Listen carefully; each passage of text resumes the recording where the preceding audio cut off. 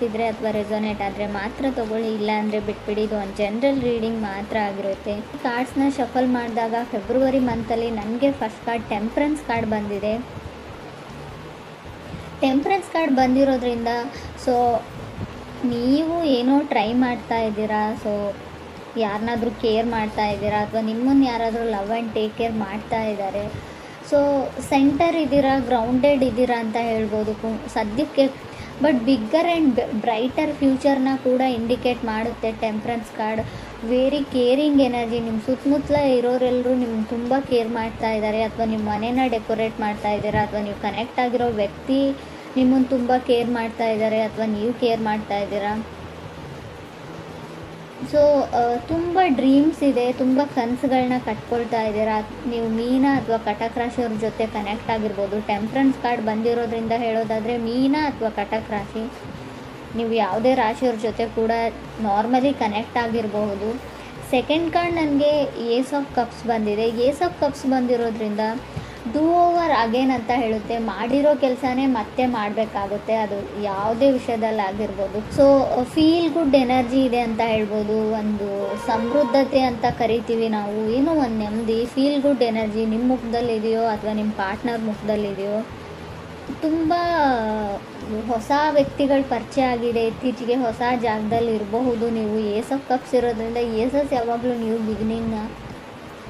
New ಸ್ಟಾರ್ಟ್ನ represent ಮಾಡುತ್ತೆ. So ನಿಮ್ಗೆ ಯಾರಾದರೂ ಲವ್ಡ್ ಒನ್ಸ್, ನಿಮ್ಗೆ ಇಷ್ಟ ಆಗಿರೋ ವ್ಯಕ್ತಿ ಸೊ ಮೆಸೇಜ್ ಮಾಡ್ಬೋದು, ನೀವು ಯಾರಿಗಾದ್ರೂ ಮೆಸೇಜ್ ಮಾಡ್ಬೋದು. ಕಮ್ಯುನಿಕೇಷನ್ ಇದೆ ಅಂತ ಸೆಕೆಂಡ್ ಕಾರ್ಡ್ ಹೇಳುತ್ತೆ. ತುಂಬ ಲವೇಬಲ್ ಮೆಸೇಜಸ್ ಪಾಸ್ ಆಗ್ತಾ ಇದೆ ಅಂತ ಕೂಡ ಹೇಳ್ಬೋದು. ಥರ್ಡ್ ಕಾರ್ಡ್ ನನಗೆ ಟೂ ಆಫ್ ಸಾರ್ಡ್ಸ್ ಬಂದಿದೆ. ಸೊ ಯಾರೋ trying to become a patience ಅಂತ ಟ್ರೈ ಮಾಡ್ತಾ ಇದ್ದಾರೆ. ಸೊ ಹೇಗೆ ತಾಳ್ಮೆಯಿಂದ ನಡ್ಕೊಳ್ಬೇಕು ಅಂತ ಕಲಿತಾ ಇದ್ದಾರೆ. ಸೊ ಕಂಟ್ರೋಲಿಂಗ್ ಎನರ್ಜಿ ಇದೆ ಅಂತ ಹೇಳ್ಬೋದು. ನೀವು ಅಥವಾ ನೀವು ಕನೆಕ್ಟ್ ಆಗಿರೋ ವ್ಯಕ್ತಿ, ಅದರ್ ಪರ್ಸನ್ ಕೂಡ ಇದಾಗಿರ್ಬೋದು.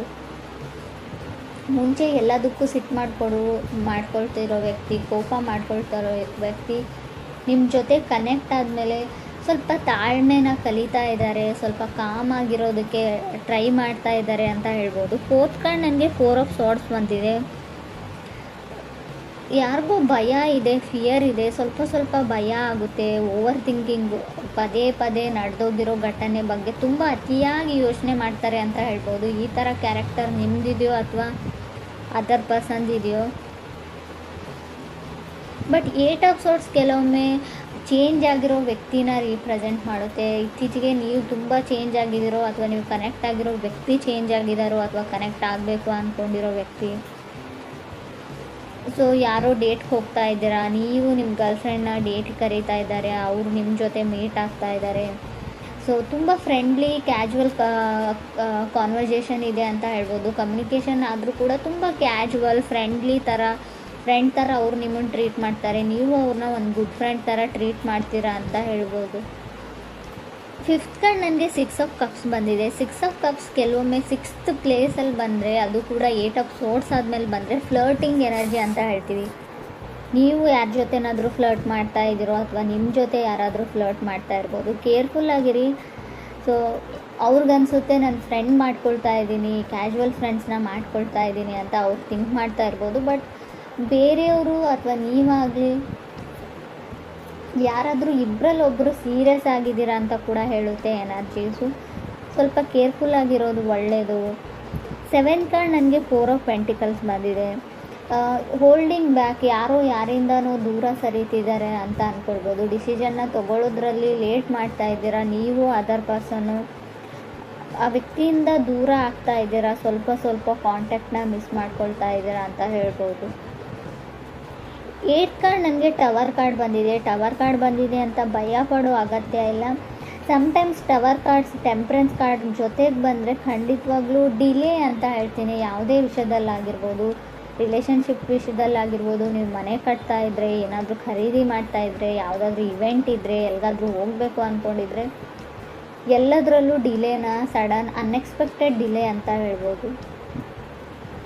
ಸೊ ನೀವು ರೆಡಿಯಾಗಿಲ್ಲ, ಯಾವುದಕ್ಕೂ ಇನ್ನೂ ಟೈಮ್ ಬೇಕು ಅಂತ ಹೇಳ್ತಾ ಇದೆ ಅಂತಲೂ ಹೇಳ್ಬೋದು. ಮೇ ಬಿ ಡೆಸ್ಟಿನಿ ರೆಡಿ ಇಲ್ಲ ಅಂತ ಹೇಳ್ಬೋದು. ನೀವೇನೋ ಮಾಡಬೇಕು ಅಂತ ಇದ್ದೀರಾ, ತುಂಬ ಎಕ್ಸ್ಟರ್ನಲ್ ಫೋರ್ಸಸ್ಸು ನಿಮ್ಮನ್ನು ತಡೀತಾ ಇದೆ. ಆ ಕೆಲಸ ಪೂರ್ತಿ ಆಗಕ್ಕೆ ಬಿಡ್ತಾ ಇಲ್ಲ ಅಂತ ಕೂಡ ಹೇಳ್ಬೋದು.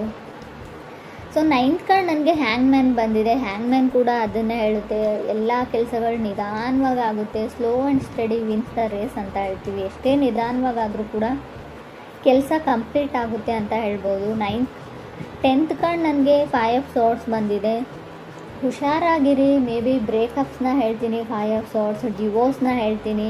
ನಿಮಗೆ ಗೊತ್ತಿಲ್ಲದೆ ಇರ್ಬೋದು, ಆಲ್ರೆಡಿ ಡಿವೋರ್ಸ್ ಆಗಿರೋ ವ್ಯಕ್ತಿ ಜೊತೆ ನೀವು ಕನೆಕ್ಟ್ ಆಗ್ತಾ ಇದ್ದೀರಾ ಇತ್ತೀಚೆಗೆ, ಅವ್ರು ಹೇಳದೇ ಇರ್ಬೋದು ಅಥವಾ ಆಲ್ರೆಡಿ ನಿಮಗೆ ಗೊತ್ತಿರ್ಬೋದು. 5 ಆಫ್ ಸಾರ್ಡ್ಸ್ ಕೆಲವೊಮ್ಮೆ ಮನೆಯಲ್ಲಿ ಡ್ರಾಮಾ ಫೈಟ್ಸ್ನ ರೀಪ್ರೆಸೆಂಟ್ ಮಾಡುತ್ತೆ, ಸಣ್ಣ ಪುಟ್ಟ ಜಗಳನೂ ದೊಡ್ಡದಾಗಿ. ಸೊ ಮೇ ಬಿ ಡಿವೋರ್ಸ್ವರೆಗೂ ಹೋಗಿರ್ಬೋದು. ಹರ್ಮೆಟ್ ಕಾರ್ಡ್ ಕೂಡ ಬಂದಿದೆ. ಸಮ್ಟೈಮ್ಸ್ ಹರ್ಮೆಟ್ ಕಾರ್ಡ್ ಡಿವೋರ್ಸ್ ಆದಮೇಲೆ ಮೇ ಬಿ ಸ್ಯಾಡಲ್ಲಿ, ಸ್ಟ್ರಗಲಲ್ಲಿ ಕೆಲವ್ರು ಇರ್ಬೋದು. ಫೈಟ್ ಫಾರ್ ಲವ್ ಅಂತ ಹೇಳುತ್ತೆ ಹರ್ಮೆಟ್ ಕಾರ್ಡ್. ಟಯರ್ಡ್ ಆಫ್ ಲವ್ ಅಂತ ಹೇಳ್ತೀವಿ. ಫುಲ್ ಆಫ್ ಡೌಟ್ಸ್ ಇದ್ದರೂ ಕೂಡ ಹರ್ಮೆಟ್ ಕಾರ್ಡ್ ಬಂದಿರುತ್ತೆ. ಡೌಟ್ಸ್ ನಿಮಗಿದೆಯೋ ಅಥವಾ ಅದರ್ ಪರ್ಸನ್ಗಿದೆಯೋ. 11th ಹರ್ಮೆಟ್ ಕಾರ್ಡ್ ಇರೋದ್ರಿಂದ ಖಂಡಿತವಾಗ್ಲೂ ನೀವು ಡಿಪ್ರೆಷನ್ ಲೆವೆಲ್ಗೆ ಹೋಗಿರ್ಬೋದು. ಕೆಲವರು ತುಂಬ ಓವರ್ ಥಿಂಕಿಂಗ್, ತುಂಬ ಯೋಚನೆಯಲ್ಲಿ ಕೂಡ ಕೆಲವರು ಇದ್ದೀರಾ ಅಂತ ಕಾರ್ಡ್ ಹೇಳುತ್ತೆ. ಕೆಲವ್ರಿಗೆ ವೆಕೇಷನ್ನ ಅಗತ್ಯ ಇದೆ ಅಂತ ಹೇಳ್ಬೋದು. 2 ಆಫ್ ಸಾರ್ಡ್ಸ್ ಓವರ್ ವರ್ಕ್ನ ಕೂಡ ಸೆಕೆಂಡ್ ಕಾರ್ಡ್ ರೀಪ್ರೆಸೆಂಟ್ ಮಾಡೋದ್ರಿಂದ ಎಲ್ಲಿಗಾದರೂ ಟ್ರಿಪ್ ಹೋಗಿ ಸ್ವಲ್ಪ ಬ್ಯುಸಿಯಾಗಿ ಬೇರೆ ಜಾಗದಲ್ಲಿ ಟೈಮ್ನ ಸ್ಪೆಂಡ್ ಮಾಡಿ ಅಂತ ಹೇಳ್ಬೋದು. ಇನ್ಕಮ್ ಚೆನ್ನಾಗಿದೆ ಅಂತ ಹೇಳ್ತೀನಿ. ಫೈನಾನ್ಷಿಯಲಿ ನನಗೆ ಇನ್ಕಮ್ ತುಂಬ ಚೆನ್ನಾಗಿದೆ ಅಂತ ಕಾಣಿಸ್ತಾ ಇದೆ. ಸೊ ನಿಮ್ಮದೇ ಕೆಲಸ ಮಾಡೋ ಜಾಗದಲ್ಲಿ ನೀವು ತುಂಬ ಬ್ಯುಸಿಯಾಗಿದ್ದೀರಾ, ಓವರ್ ವರ್ಕ್ ಮಾಡ್ತಾಯಿದ್ದೀರಾ, ತುಂಬ ರೆಸ್ಪಾನ್ಸಿಬಿಲಿಟೀಸ್ ಇದೆ, ಬ್ಲಡ್ ಪ್ರೆಷರ್ ಜಾಸ್ತಿ ಆಗ್ತಾ ಇದೆ, ಟೆನ್ಷನ್ ಇದೆ, ಡಿಪ್ರೆಷನ್ ಇದೆ. ಸೊ ಮೇ ಬಿ ಇದು ನೀವು ಕೆಲಸ ಮಾಡೋ ವಿಷಯಕ್ಕೆ ಸಂಬಂಧಪಟ್ಟಿರುತ್ತೆ ಅಂತ ಹೇಳ್ಬೋದು. ವೆಕೇಷನ್ನ ಅಗತ್ಯ ಇದೆ ನಿಮಗೆ, ಸ್ವಲ್ಪ ಟೈಮ್ ತೊಗೊಳ್ಳಿ, ಹೊರಗಡೆ ಎಲ್ಲಾದರೂ ಹೋಗಿ. ಸೊ ಕೆಲವ್ರು ರೆಡಿಯಾಗಿದ್ದೀರಾ, ಕೆಲವ್ರದ್ದು ಮದುವೆ ಕೂಡ ಫಿಕ್ಸ್ ಆಗಿದೆ ಅಂತ ಅಂದ್ಕೊಳ್ತೀನಿ ನಾನು. ಏಸ್ ಆಫ್ ಕಪ್ಸ್ ಇರೋದ್ರಿಂದ ಆಲ್ರೆಡಿ ಮದುವೆ ತುಂಬ ರೀಸೆಂಟಾಗಿ ಮದುವೆ ಆಗಿರ್ಬೋದು. 15 ಡೇಸ್ 1 ಮಂತಲ್ಲಿ ಕೆಲವ್ರು ಮದುವೆ ಇರ್ಬೋದು ಮುಂದೆ, ಅಥವಾ ಆಲ್ರೆಡಿ ಮದುವೆ ಆಗಿರಬಹುದು ಅಂತ ಹೇಳ್ತಾ ಇದೆ. ಮೇ ಬಿ ಇದು 1.5 ಡೇದು ಕೂಡ ನಾನು ಕೌಂಟ್ ಮಾಡ್ತೀನಿ. 2 ಡೇಸ್ ಆಯಿತು, 1 ಡೇಸ್ ಆಯಿತು, ಗೊತ್ತಿಲ್ಲ ನನಗೆ. ನಾನು ರೀಡಿಂಗ್ ನೋಡುವಾಗ ಇದು ನಿಮ್ಗೆ ಅನ್ವಯಿಸುತ್ತೆ ಅಂತ ಅಂದ್ಕೊಳ್ತೀನಿ. ಕೆಲವ್ರು ತುಂಬ ಖುಷಿಯಾಗಿದ್ದೀರಾ, ಕೆಲವ್ರು ತುಂಬ ನರ್ವಸ್, ಫಿಯರ್ ಅಂತ ಆಗಲೇ ಹೇಳಿದೆ ನಾನು. ತುಂಬ ಭಯದಲ್ಲಿದ್ದೀರಾ. ಕೆಲವರು ಭಯ ನಿಮಗಿದೆಯೋ ಅಥವಾ ನಿಮ್ಮ ಪಾರ್ಟ್ನರ್ಗಿದೆಯೋ, ತುಂಬ ನರ್ವಸ್ನೆಸ್ ಇದೆ, ಭಯ ಇದೆ ಅಂತ ಕೂಡ ಕಾರ್ಡ್ಸ್ ಹೇಳ್ತಾ ಇದೆ. ಬಟ್ ಟವರ್ ಕಾರ್ಡ್ ಇರೋದ್ರಿಂದ ಹೆಲ್ತಿನ ವಿಚಾರದಲ್ಲೂ ಕೂಡ ನೀವು ತುಂಬ ಗಮನ ಕೊಡಬೇಕು. ಅನ್ಎಕ್ಸ್ಪೆಕ್ಟೆಡ್ಲಿ ಹೆಲ್ತ್ ಹಾಳಾಗುವಂಥ ಚಾನ್ಸಸ್ ಇದೆ. ಸೊ ಹಾಸ್ಪಿಟ್ಲಿಗೆ ಹೋದ್ಮೇಲೆ ನೀವೇನೋ ಮಾಡೋಕ್ಕೆ ಹೋಗಿ ಏನೋ ಆಗ್ಬೋದು, ಅದು ಸರ್ಜರಿನೋ ಅದು ಇದು ಅಂತ ಹೇಳಿರ್ತಾರೆ. ಬಟ್ ಸಮಥಿಂಗ್ ವೆಂಟ್ ರಾಂಗ್ ಅಂತ ಹೇಳುತ್ತೆ. ಆಲ್ರೆಡಿ ಕೆಲವರಿಗೆ ಅದು ಅನುಭವಕ್ಕೆ ಬಂದಿರ್ಬೋದು ಕುಂಭರಾಶಿಯವರಿಗೆ ಅಂತ ಅನಿಸುತ್ತೆ. ಏನೋ ಸ್ಕಿನ್ ಇನ್ಫೆಕ್ಷನ್ನು, ಕೈಯಲ್ಲೇನೋ ಇನ್ಫೆಕ್ಷನ್ನು, ಸ್ಕಿನ್ ಎಲ್ಲ ಫರ್ಜಿಂಗ್ ಆಗ್ತಾ ಇದೆ, ಸಿಪ್ಪೆ ಥರ ಬರ್ತಾ ಇದೆ, ಬೆಳಗಳಿಗೆ ಏನೋ ಆಗಿದೆ. ಸೊ ಏನೋ ಸಣ್ಣ ಪುಟ್ಟ ಇನ್ಫೆಕ್ಷನ್ಸ್ ಆಗುವಂಥ ಚಾನ್ಸಸ್ ಕೂಡ ಇದೆ. ನನಗೆ ಗೊತ್ತು ಇದು ಲವ್ ಲೈಫ್ ರೀಡಿಂಗ್, ಆದರೂ ಕೂಡ ಕಾರ್ಡಲ್ಲಿರೋದನ್ನು ನಾನು ಹೇಳ್ತಾ ಇದ್ದೀನಿ. ಮೇ ಬಿ ಕೆಲವ್ರಿಗೆ ಉಪಯೋಗಕ್ಕೆ ಬರುತ್ತೆ ಇದು ಕೂಡ ಅಂತ ಅನಿಸುತ್ತೆ. ಇನ್ನು ಲವ್ ಲೈಫ್ ವಿಚಾರಕ್ಕೆ ಬಂದರೆ ಸ್ವಲ್ಪ ಜಗಳನ ಹೇಳ್ತೀನಿ, ಬ್ರೇಕಪ್ನ ಹೇಳ್ತೀನಿ. ಆಲ್ರೆಡಿ ಮದುವೆ ಆಗಿರೋರಿಗೆ ತುಂಬ ಜಗಳ ಮತ್ತು ಡಿವೋರ್ಸ್ವರೆಗೂ ಹೋಗುವಂಥ ಚಾನ್ಸಸ್ ಇದೆ.